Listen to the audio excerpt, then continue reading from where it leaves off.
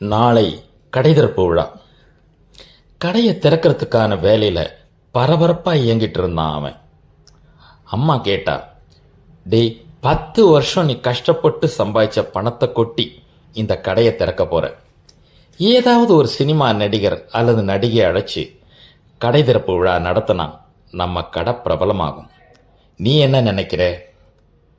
அவன் சொன்னான், அம்மா, நான் ஏற்கனவே முடிவு பண்ணிட்டேம்மா அப்படின்னா.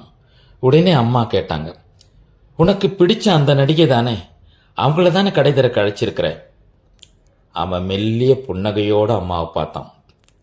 அப்பா இல்லாத குறையே தெரியாம என்னை வளர்த்து ஆளாக்குனது நீதாம்மா, அதனால தான் கடைக்கு உன் பேரை வச்சேன். இதுவரை எனக்கு முன்னறிமுகமே இல்லாத ஒரு நடிகை வந்து கடை திறக்கிறத விட என் வளர்ச்சிக்கு மூல காரணமாயிருந்த நீ திறந்தாதாம்மா எனக்கு பெருமை. தினமும் எனக்காக நீதாம்மா பிரார்த்திப்ப. உன்னுடைய ஆசீர்வாதம் தாம்மா எனக்கு தேவை. அதுதான் என்னுடைய வியாபாரத்தை விருத்தி பண்ணும் அப்படின்னு சொன்னான். அவனை கண்ணீரோட பார்த்தாள் அந்த தாய். இது எத்தனை பேருக்கு புரிஞ்சிருக்கு? அம்மாவையும் அப்பாவையும் விட பெரிய ஆள் நமக்கு வேற யாருமே இல்லை. அவங்களுடைய வாழ்த்தும் ஆசீர்வாதமும் தான் நம்ம மேலே மேலே தூக்கி விடும். வியாபாரம் விருத்தி ஆகிறதுக்கு இந்த ஒரு நாள் விளம்பரம் எல்லாம் போதாதுங்க.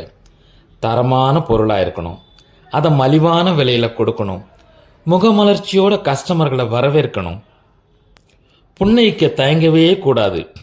சீனத்து பழமொழி ஒன்று இருக்கு, புன்னகைக்க தெரியாதவன் எதையுமே விற்க மாட்டான்னு. அது 100க்கு 100 உண்மைங்க.